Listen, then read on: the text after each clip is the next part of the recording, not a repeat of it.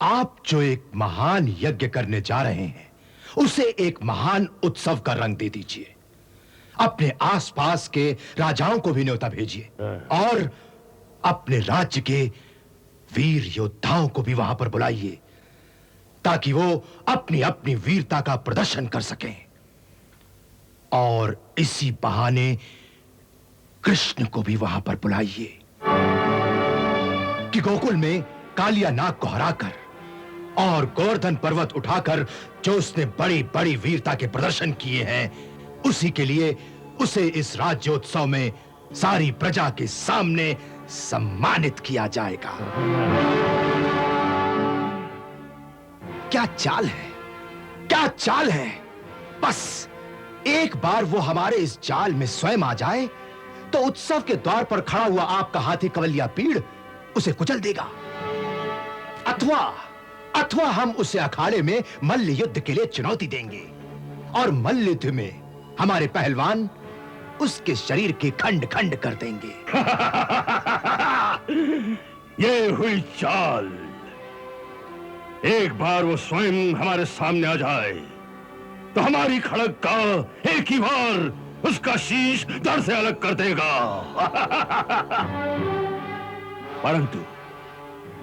परंतु क्या? परंतु हमारे न्योते पर वो आएगा नहीं। न्योता उसकी ओर से जाए जिसकी बात वो टाल न सके। अर्थात वसुदेव और देवकी की ओर से न्योता भेजिए। देवकी? नहीं नहीं, देवकी मर जाएगी, परंतु ऐसा कभी नहीं करेगी। उसने तो अभी तक यह भी स्वीकार नहीं किया कि वो उसका पुत्र है। उसका सर उड़ा दीजिए। नहीं, जनता भड़क जाएगी। ये चाल खतरनाक है, सब खेल बिगड़ जाएगा।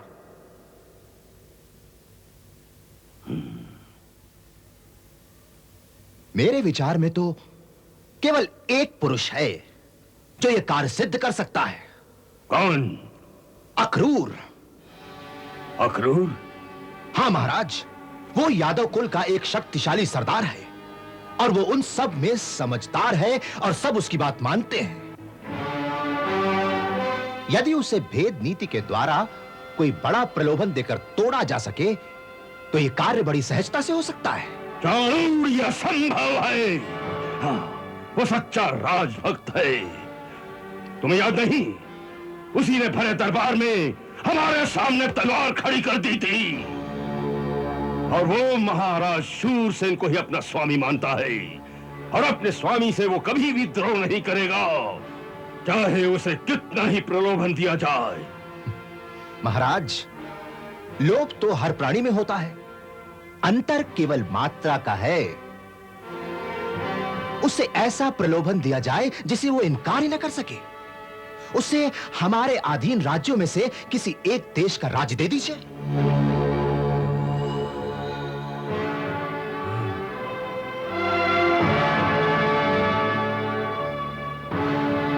वो राजभक्त है, परंतु अंधविश्वासी भी नहीं। वो पूरा राजनीतिक है और एक सच्चे राजनीतिक की भांति वो महत्वाकांक्षी भी है। उसकी महत्वाकांक्षा पूरी कर दीजिए, वो आपका साथ देगा। फिर यह कार्य बड़ी सहजता से हो सकेगा क्योंकि सब उसकी बात मानते हैं। और मेरे गुप्तचरों की सूचना के अनुसार कुछ दिन पहले ही वो गोकुल गया था कृष्ण से मिलने। वही उसे बहला फुसलाकर यहां ला सकता है। और यदि वो ना माना तो? यदि भेद नीति से काम ना चले तो दंड नीति का प्रयोग किया जाएगा। चाणूर, तुम्हारी बात में वजन है। अक्रूर को बुलाया जाए।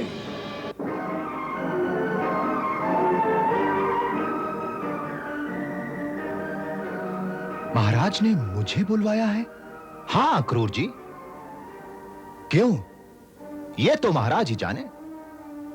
परंतु आप तो महाराज की अंतरंग सभा के विशेष सदस्य हैं, इसलिए आप कुछ तो जानते ही होंगे कि आज अचानक महाराज को इस प्रकार अक्रूर से मिलने की क्या आवश्यकता पड़ी। मैं अधिक तो नहीं जानता, परंतु इन दिनों उनकी मनःस्थिति को देखते हुए मुझे ऐसा लगता है कि वो आपसे इस बारे में परामर्श करना चाहते हैं कि यादव संघ के अलग अलग वंशों में जो मनमुटाव है उसे कैसे मिटाया जाए, जिससे मथुरा का राज्य समृद्ध और सुदृढ़ हो सके।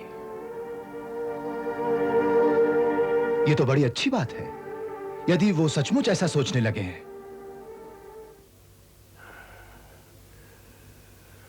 हम सचमुच यही चाहते हैं अक्रूर जी। विराजिए।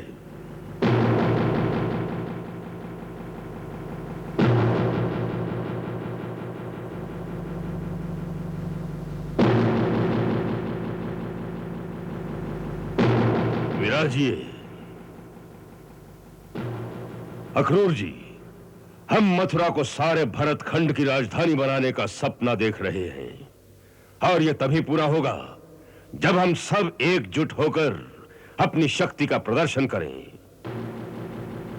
इस सपने को साकार करने के लिए मैं आप जैसे राजभक्तों का साथ चाहता हूं। अक्रूर जी, आप वीर यादव जाति के एक परमवीर सरदार हैं, उसका हमें आदर करना चाहिए। इसलिए हमने निश्चय किया है कि आपको मथुरा राज्य के अंतर्गत एक प्रदेश का राजा घोषित किया जाए।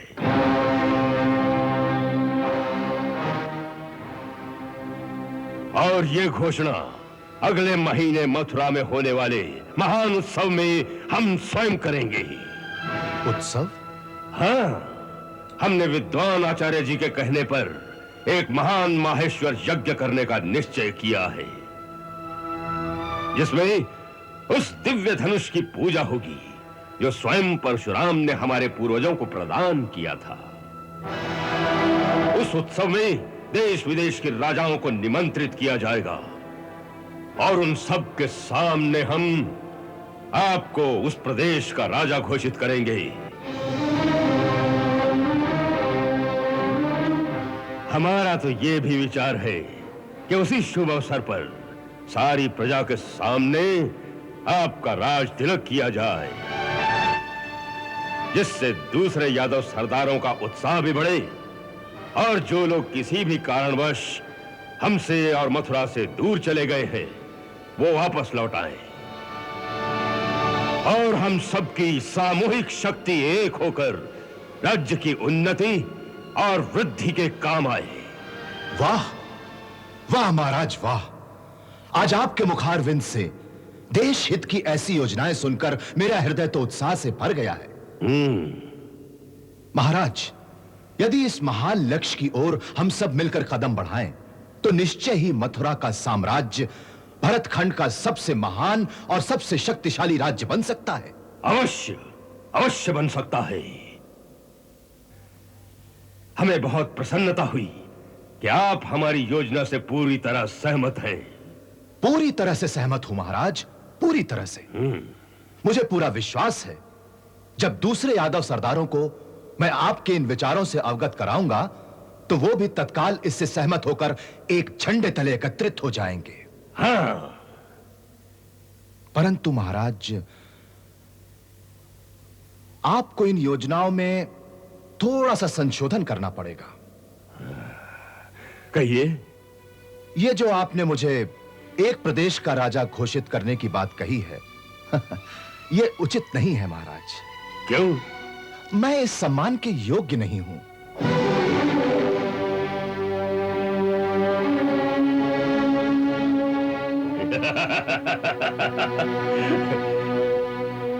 ये आपकी विनम्रता है अक्रूर जी, अन्यथा आप जैसे राजभक्त के लिए बड़े से बड़ा सम्मान भी कम है।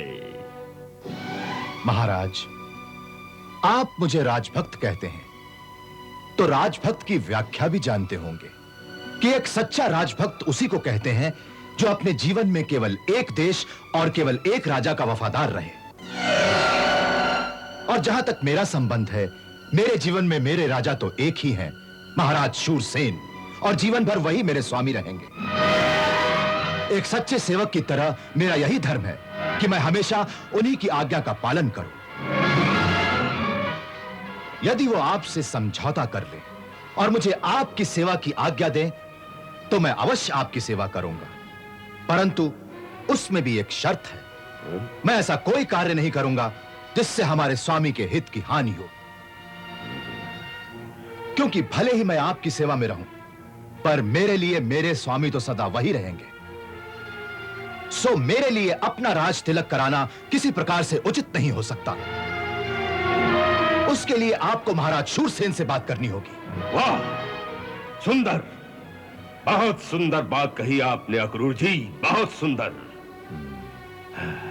वास्तव में इसी को तो सच्चा राजभक्त कहते हैं। हाँ, परंतु आप ये भी जानते हैं कि महाराज शूरसेन राज्य से विरक्त हो चुके हैं।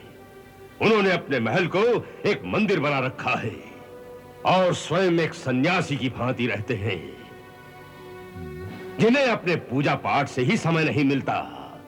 वो साम्राज्य की उन्नति का कठिन काम कैसे कर सकते हैं? हाँ?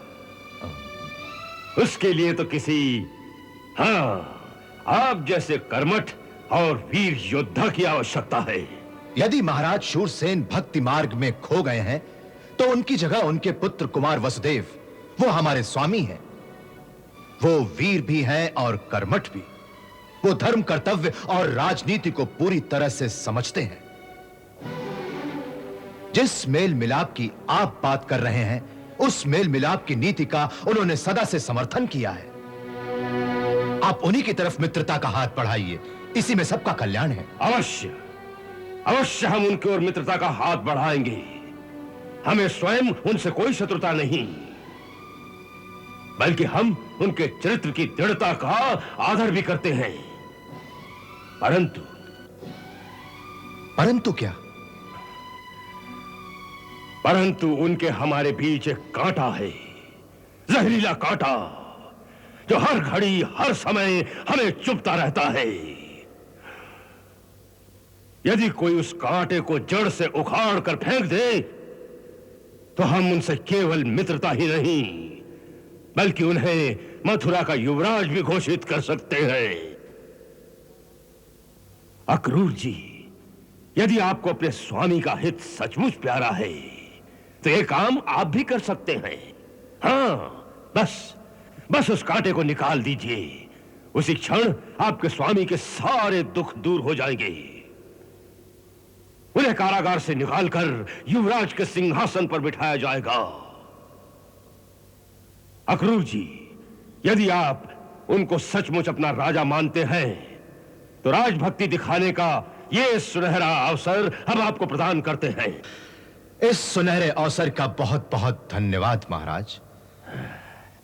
आपने एक बात नहीं बताई कि वो जहरीला कांटा कौन है, जिसे उखाड़ने का शुभ कार्य आप मुझे सौंप रहे हैं।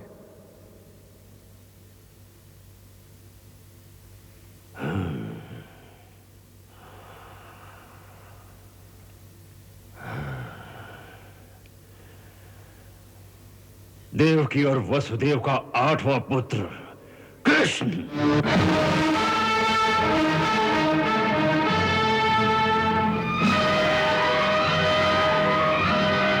कृष्ण? कौन कृष्ण? देवी देवकी और वसुदेव की 8वीं संतान तो एक कन्या थी। नहीं, नहीं, वो उनकी 8वीं संतान नहीं थी, वो बाहर से लाई गई थी। वास्तव में उनकी 8वीं संतान एक बालक था, जिसे वसुदेव रातों रात नंदगोप के घर छोड़ आया था। ये वही कृष्ण है। ये बात सच है। इस बात का आपके पास क्या प्रमाण है? देवर्षि नारद का वचन। नारद स्वयं ये रहस्य मुझे बताकर गया है। हाँ, और नारद जैसा देवता कभी झूठ नहीं बोल सकता। हाँ। महाराज कंस, आपने देवी देवताओं को सच मानना कब से शुरू कर दिया? जिस बात को आपने स्वयं नहीं देखा, आपके पहरेदारों ने नहीं देखा, आपके किसी विश्वास पात्र ने नहीं देखा, जिस बात का आपके पास स्वयं कोई ठोस प्रमाण नहीं है, ऐसी सुनी सुनाई बात पर विश्वास करके आप महाराज नंद के भोले भाले और निर्दोष बालक की हत्या का पाप मुझसे करवाना चाहते हैं? नहीं अक्रूर जी, नहीं नहीं, हम आपके द्वारा किसी की भी हत्या करवाना नहीं चाहते। आपने तो हमारी पूरी योजना सुनी ही नहीं। हम केवल इतना चाहते हैं कि आप गोकुल जाकर कृष्ण को मथुरा में होने वाले उत्सव के लिए हमारी ओर से न्योता दें और आप स्वयं उसे साथ लेकर आए। मगर क्यों? क्योंकि उस उत्सव में हम अपने राज्य के प्रमुख प्रमुख वीरों का सम्मान करना चाहते हैं। और हमने सुना है कि इस बालक ने कालिया जैसे जहरीले नाग को अपनी वीरता से परास्त करके जमुना से भगा दिया था। ऐसे वीर बालक का सारी प्रजा के सामने हम सम्मान करना चाहते हैं अक्रूर जी। नहीं महाराज कंस, नहीं। आप सम्मान करना नहीं चाहते, बल्कि इस बहाने उसे यहां बुलाकर उसकी हत्या करवाना चाहते हैं आप। नहीं अक्रूर जी, इसे हत्या नहीं कहते, बल्कि राजनीति की भाषा में इसे शत्रु दमन कहते हैं। आप तो स्वयं राजनीतिज्ञ हैं। आप जानते हैं कि राजनीति में शत्रु का वध करना ही धर्म है। इतिहास में शत्रु का वध करने वाला वीर कहलाता है। जो वीर होता है वो अपने बराबर के शत्रु को युद्ध भूमि में सामने आकर ललकारता है, या उसे मारता है या स्वयं मर जाता है, वही वीर कहलाता है। परंतु एक छोटे से निरीह निर्दोष बालक को आप जैसा महान योद्धा इस प्रकार धोखे से बुलाकर उसकी हत्या करना चाहता है। इसे ना तो वीरता कहते हैं और ना कोई नीति इसका समर्थन कर सकती है। अक्रूर जी, आपकी ये दलील हमारे किसी काम की नहीं। हाँ, वो बच्चा है या बड़ा हमारा शत्रु है। आकाशवाणी के अनुसार वो हमारे प्राणों का संहारक है। इसलिए नीति से या अनीति से किसी भी प्रकार उसे मारना है। ये महापाप है, ये धर्म है। जो आपके प्राणों का शत्रु हो उसे मारना ही धर्म है। इसे आप धर्म कहते हैं? हाँ, अपने प्राणों की रक्षा करना ही मनुष्य का सबसे बड़ा धर्म है। और इस धर्म का पालन करने के लिए हम आपकी सहायता मांग रहे हैं। क्षमा करें महाराज, वीरता की जो व्याख्या आपने की है उससे मैं सहमत नहीं हो सकता हूं। इसे ना मैं धर्म मानता हूं और ना ही वीरता, और ऐसे जघन्य पाप में मैं आपका साथ नहीं दे सकता हूं।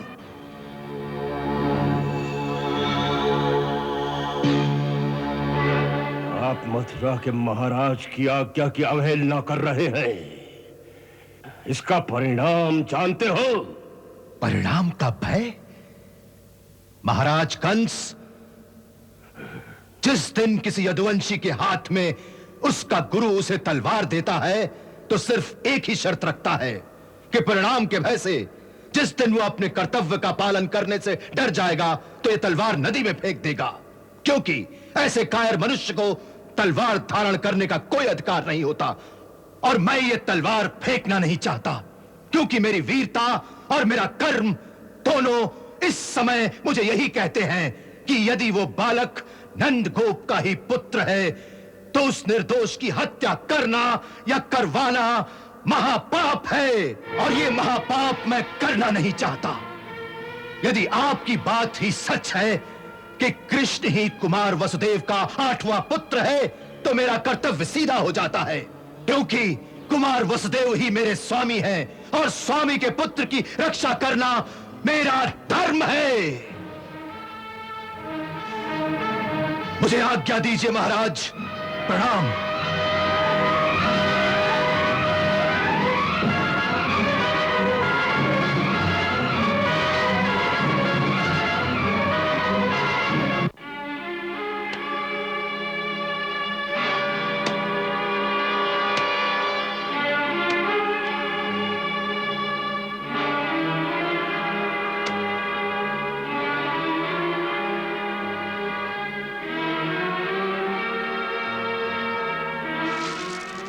ये बहुत बुरा हुआ, बहुत बुरा।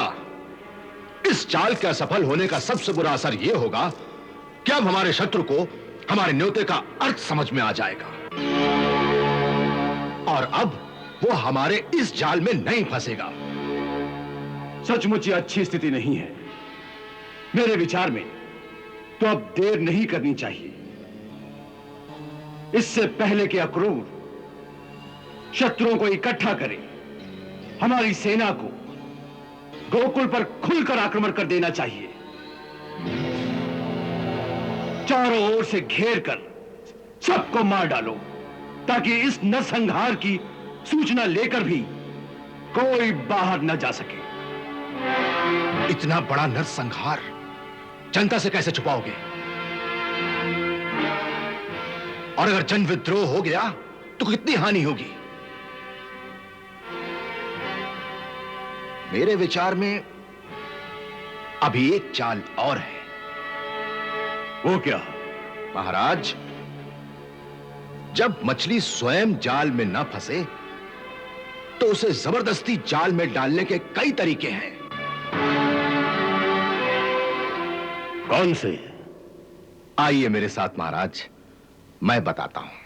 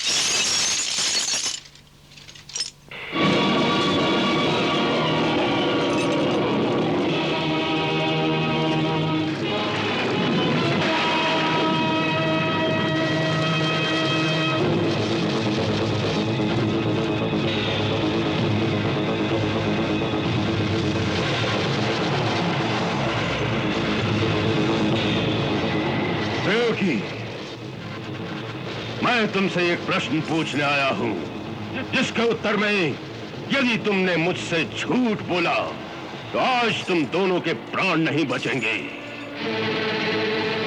मैंने पहले भी एक बार वसुदेव को यही प्रश्न पूछा था, जिसके उत्तर में इसने केवल मौन धारण कर लिया था।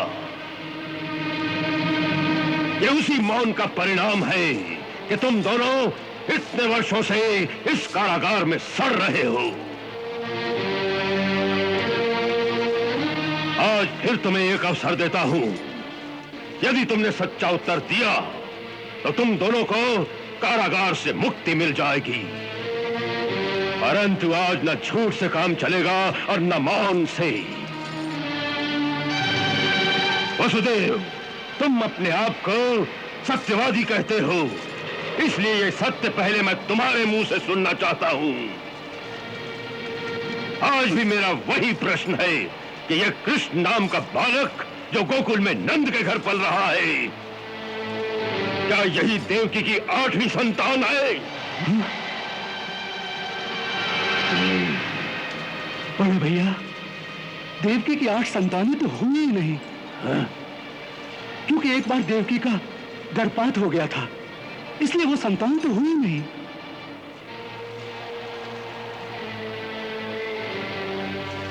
देवकी, तुम्हारा क्या उत्तर है? जो इन्होंने कहा वही सत्य है। शब्दों के हेर फेर से झूठ सत्य में नहीं बदल जाता। तुम दोनों झूठ बोल रहे हो। हाँ, शायद तुम जानते नहीं कि मुझे सत्य का पता चल चुका है और मेरे पास उसका प्रमाण भी है। क्या प्रमाण है? देवर्षि नारद का वचन। नारद जी? हाँ, नारद जी। वो एक देवर्षि है, एक देवता है और वो कभी झूठ नहीं बोल सकता। उसने स्वयं मुझे बताया है कि कृष्ण तुम्हारा ही पुत्र है। अब मेरी बात का उत्तर दो कि क्या ये सत्य है? यदि देवर्षि नारद की कही हुई बातों पर आपको पूर्ण विश्वास है, तो फिर देवकी के हाँ या ना कहने से क्या अंतर पड़ता है? अंतर पड़ता है वसुदेव, अंतर पड़ता है। क्योंकि यदि तुम ये स्वीकार करते हो कि कृष्ण तुम्हारा ही पुत्र है, तो तुम मेरे सामने वचनबद्ध हो। हाँ, तुम स्वयं उसे यहां बुलाकर अपने हाथों मुझे समर्पित कर दो।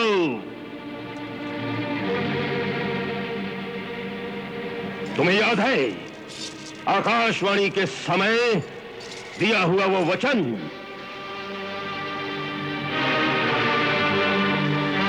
तो मैं आपको वचन देता, देवकी को छोड़ दीजिए। मैं महाराज शूरसेन का पुत्र वसुदेव प्रतिज्ञा करता हूं कि देवकी की प्रत्येक संतान को जन्म लेते ही मैं स्वयं अपने हाथों से लाकर आपको सौंप दूंगा। फिर आप चाहें तो इसका नाश कर सकते हैं, मुझे कोई आपत्ति नहीं होगी।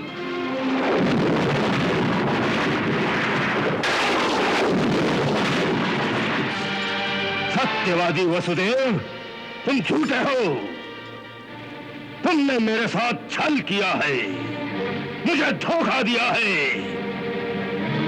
तुम अपराधी हो, घोर अपराधी हो। नहीं, नहीं, ये झूठ है, झूठ है ये। मैंने अपने होश में कोई छल नहीं किया। अच्छा, तो अभी तक तुम बेहोश हो? हाँ?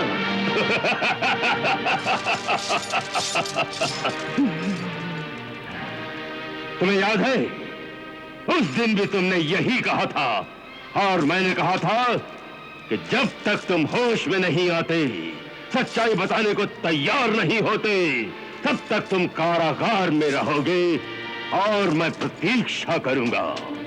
परंतु अब मेरे पास प्रतीक्षा का समय नहीं रहा। मैं तुमसे अंतिम बार पूछता हूं, तुम सच्चाई को स्वीकार करते हो या नहीं?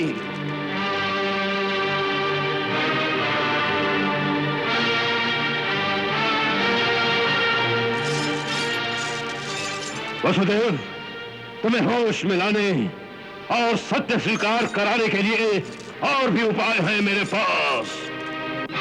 बोलो, बोलो, बोलो! गरुड़ प्रहरी!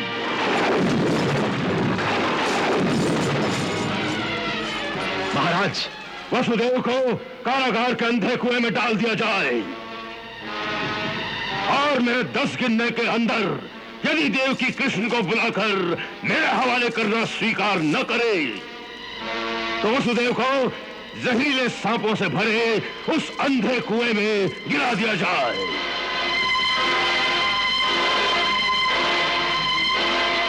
ले जाओ उसे, ले जाओ।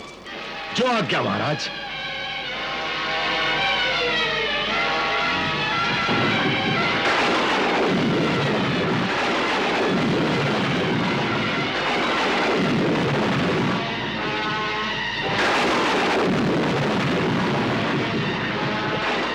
बांध दो।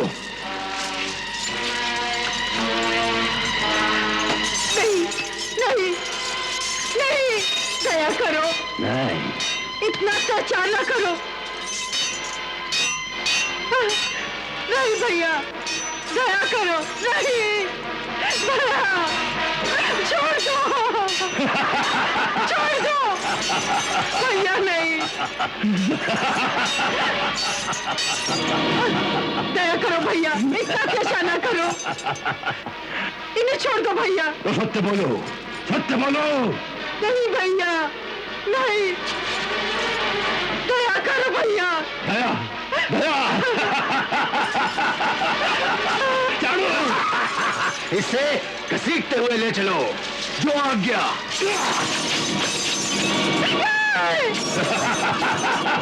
भैया चलो। भैया छोड़ दो, मेरे प्राण ले लो भैया, इन्हें छोड़ दो, जल्दी कुएं में फेंक दो भैया। नहीं, अब मुझे तुम्हारे प्राण नहीं चाहिए। ये अपने वचन से फिर गया है, ये अपराधी है, ले चलो इसे। मेरे प्राण बचाने के लिए इन्होंने वचन दिया था, यदि ये वचन का पालन नहीं कर सके तो मेरे प्राण ले लो, मुझे बंदे कुएं में फेंक दो। स्वीकार करती हो कि कृष्ण तुम्हारा ही पुत्र है? नहीं, नहीं, स्वीकार कर लो, कृष्ण तुम्हारा ही पुत्र है। बोलो, कृष्ण तुम्हारा पुत्र है? नहीं, नहीं, नहीं। मैं तुम्हें आखिरी बार पूछता हूँ, बोलो हाँ, नहीं, बोलो हाँ, नहीं, बोलो हाँ। नहीं, नहीं। तो ठीक है, चलो। हाँ, हाँ, हाँ,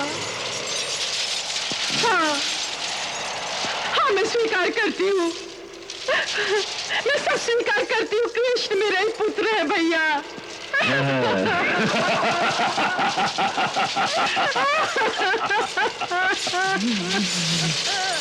अब सत्य स्वीकार किया है?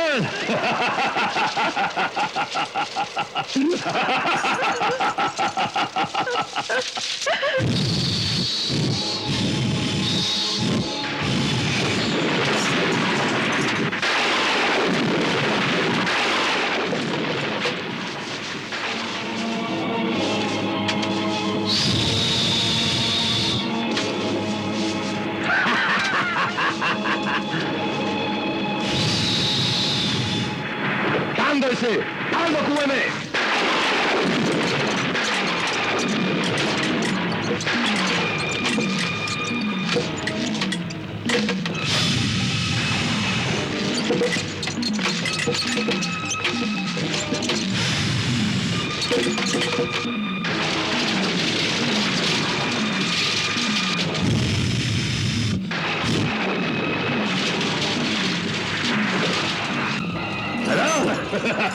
भैया छोड़ दो, भैया छोड़ दो।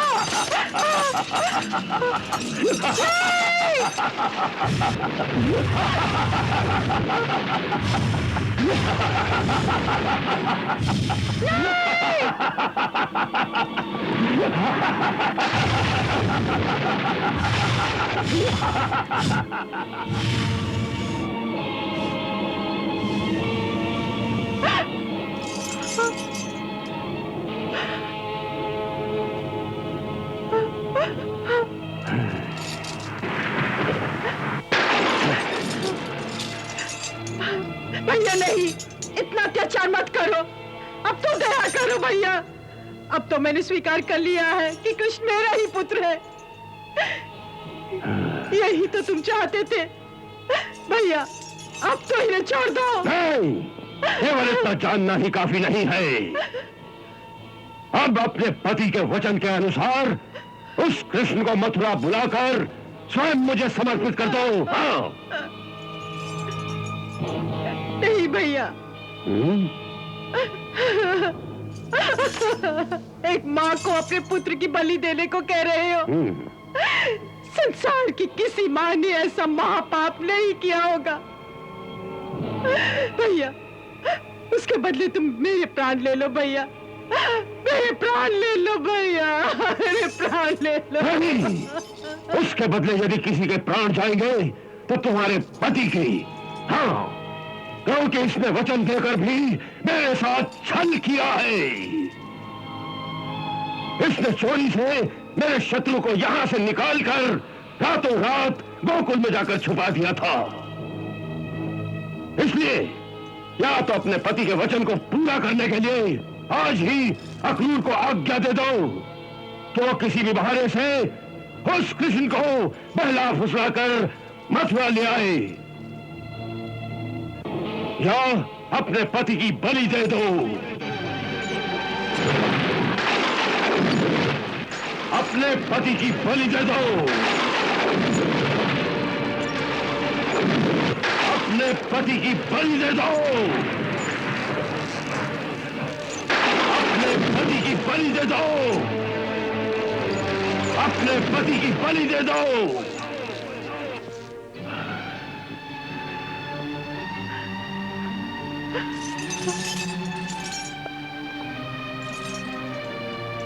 अक्रूर को? हाँ, अक्रूर को, क्योंकि केवल अक्रूर के कहने से ही वो आ सकता है। मेरे